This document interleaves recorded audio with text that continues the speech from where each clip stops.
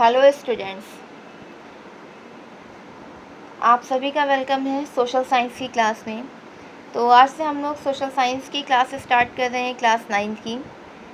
आप 8 तक social science पढ़ते आए हो। जैसा कि आप सबको पता है कि सोशल साइंस के अंदर हम लोग कई सब्जेक्ट्स को पढ़ते हैं। अभी तक जो आपने पढ़ा है तो उसमें आपने हिस्ट्री पढ़ा है, ज्योग्राफी पढ़ा है और सिविक्स पढ़ा है। लेकिन जैसे ही हम लोग क्लास 9th में स्विच करते हैं तो उसमें हमारे पास एक न्यू ऐड हो जाता है उसमें, जिसका नाम है इकोनॉमिक्स। अब आपने ये जो सब्जेक्ट्स पढ़े हैं हिस्ट्री, ज्योग्राफी और सिविक्स 8 तक, तो आपको सब्जेक्ट पढ़ने से ये समझ में आया कि क्या बेनिफिट मिला है और उससे आपको क्या नॉलेज हुई है। जैसे हिस्ट्री में आपने जो पढ़ा है तो उसमें आपने देखा कि पुराने टाइम में लोग कैसे रहते थे, क्या खाते पीते थे। उसी तरह ज्योग्राफी की बात करूँ, उसमें आप पृथ्वी के बारे में समझते हैं, उसका क्या आकार है, क्या लंबाई है, नदियों के बारे में, महासागरों के बारे में, महाद्वीपों के बारे में आप पढ़ते हैं। सिविक्स की बात करें तो उसमें हम लोग कानून के बारे में पढ़ते हैं। तो उसी तरह जब हमारे पास इकोनॉमिक्स ऐड हुआ है तो हमें ये भी समझना पड़ेगा कि हम इकोनॉमिक्स में क्या पढ़ेंगे। जब कोई न्यू चीज़ हम लोग पढ़ना स्टार्ट करते हैं तो सबसे पहले हमको ये पता होना चाहिए कि हम लोग उसमें क्या पढ़ेंगे और पढ़ेंगे तो क्या बेनिफिट मिलेगा। तो जहाँ तक रही बात इकोनॉमिक्स की, जिसको हिंदी में कहा जाता है अर्थशास्त्र। इकोनॉमिक्स जो होता है, इसमें हम लोग मनुष्य की आर्थिक गतिविधियों के बारे में पढ़ेंगे। इसमें हम लोग ये समझेंगे कि हम अपनी लाइफ में बैलेंस कैसे कर सकते हैं। हम अगर मेरे पास पैसा कम है, मेरा सोर्स ऑफ इनकम लिमिटेड है, तो भी हम अपनी ज़िंदगी उसमें कैसे चलाएंगे, अपनी नीड्स को कैसे फुलफिल करेंगे। ये सब चीज़ें हम किस में पढ़ेंगे, ये सब चीज़ें हम इकोनॉमिक्स में पढ़ेंगे। तो अगर मैं आपके क्लास 9th की बात करूँ तो जो आपका क्लास 9th है, इसमें इकोनॉमिक्स में आपके 4 चैप्टर हैं। हम लोग आज डे 1 है तो किसी भी चैप्टर को डिस्कस नहीं करेंगे। हम लोग आज सिर्फ़ और सिर्फ यही समझेंगे कि इकोनॉमिक्स है क्या, उसमें क्या क्या पढ़ेंगे, क्या क्या हमको उससे नॉलेज मिलेगी। तो चलिए स्टार्ट करते हैं इकोनॉमिक्स के बारे में और डिटेल में समझना। तो सबसे पहले हम लोग वहाँ तो मैंने आपको एक छोटा सा समझा दिया कम शब्दों में कि इकोनॉमिक्स क्या है। अब उसी को डिटेल में समझते हैं। तो अगर मैं बात करूँ, यहाँ पे मैंने सिंपल सा एक लाइन लिख दी है कि इकोनॉमिक्स क्या है। सबसे पहले मैंने मेंशन कर दिया, यहाँ पे लिखा है अर्थशास्त्र क्या है, सामाजिक विज्ञान की ही शाखा है। जैसा कि हम लोग समझ चुके हैं कि सोशल साइंस जो होता है उसमें कई सब्जेक्ट्स इंक्लूड होते हैं, तो उसी में वही चीज़ लिखी हुई है। उसमें हम लोग पढ़ते क्या हैं, इसमें हम लोग पढ़ेंगे वस्तुओं और सेवाओं के उत्पादन, वितरण और उपभोग के बारे में। अब यहाँ 3 वर्ड यूज़ हुए हैं आपके सामने, उत्पादन, वितरण और उपभोग। तो हमारे लिए इन तीनों वर्ड्स का मतलब समझना बहुत ज़रूरी है, इनकी मीनिंग हमको पता होनी चाहिए।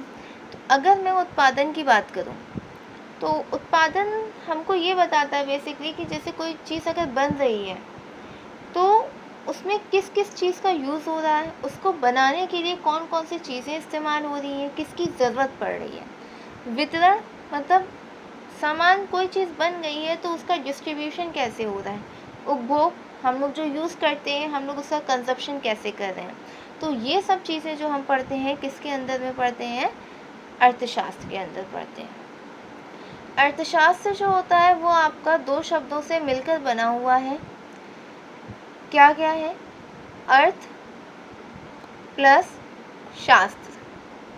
अर्थ का मतलब होता है यहाँ पर पैसा, और शास्त्र का मतलब क्या है यहाँ पर, अध्ययन, मतलब पैसों का अध्ययन। तो अर्थशास्त्र जो होता है वो हमको यही बैलेंस करना बताएगा कि हमारा जो लिमिटेड इनकम है उसमें हमारी जो अनलिमिटेड नीड्स हैं वो कैसे फुलफिल होंगी। ठीक है।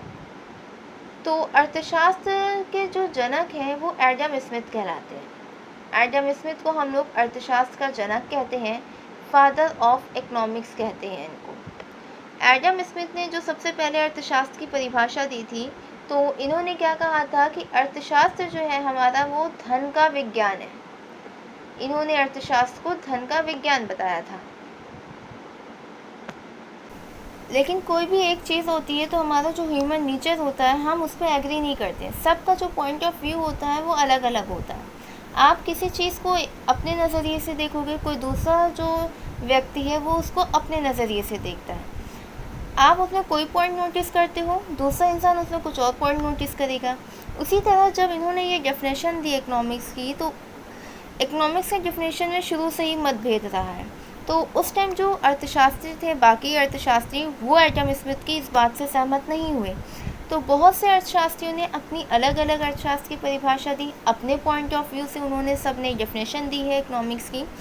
तो उस टाइम कुछ प्रसिद्ध अर्थशास्त्री जो थे उनमें नाम आता है पीगू है, मार्शल है, जॉन रॉबिन्सन है और भी बहुत से थे।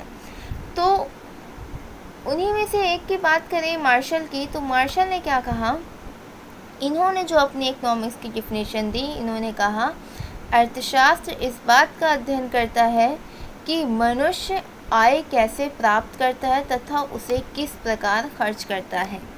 मतलब जो एडम स्मिथ की डेफिनेशन थी वो सिर्फ और सिर्फ धन से रिलेटेड थी, मार्शल की जो डेफिनेशन थी वो कल्याण से भी रिलेटेड थी। उन्होंने कहा कि अर्थशास्त्र जो है वो इस बात का तो अध्ययन कर ही रहा है कि मनुष्य कैसे आय प्राप्त करता है, साथ ही साथ वो इस बात को भी हमें बताता है कि हम उसको कैसे खर्च कर रहे हैं। अब जो हम ह्यूमंस होते हैं उनकी कुछ बेसिक नीड्स होती हैं, आपने भी सुना होगा, जिसको कहा जाता है रोटी कपड़ा मकान।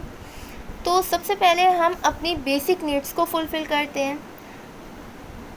अब आपके पास सोर्स ऑफ इनकम तो लिमिटेड है, लेकिन आपकी ज़रूरत तो अनलिमिटेड होती है ना। जैसे मैं एक बहुत छोटे से बच्चे का एग्जांपल अगर लूँ कि आप उसको कोई टॉय दिलाइए, अगर आपने उसको आज कोई टॉय दिलाया, दूसरे दिन वो दूसरे टॉय के लिए ज़िद करने लग जाएगा, क्योंकि ये ह्यूमन नेचर है। बड़ों की भी बात करूँ अगर मैं, आज वो कुछ मार्केट में परचेज़ कर लेंगे मार्केट से, दूसरे दिन जाएंगे उनको कोई और चीज़ अच्छी लगेगी। तो हमारी जितनी नीड्स फुलफ़िल होती जाती हैं उतनी ही नई ज़रूरतें हमारे सामने आती जाती हैं, लेकिन हमारा जो सोर्स ऑफ इनकम है वो तो नहीं बढ़ रहा ना ज़रूरतों के हिसाब से, वो तो हमारा जो फिक्स है वही है। तो इकोनॉमिक्स हमको यही बताता है कि जो हमारा लिमिटेड सोर्स ऑफ इनकम है और जो हमारी ज़रूरतें हैं जिनकी कोई लिमिट ही नहीं है, अनलिमिटेड है, उनके बीच में बैलेंस कैसे करना है। तो हम लोग सबसे पहले क्या करते हैं, अपनी बेसिक नीड्स को पूरा करते हैं, जिसमें आपका आता है रोटी आती है, कपड़ा और मकान, जिसमें आपका एजुकेशन वगैरह भी आता है हालांकि।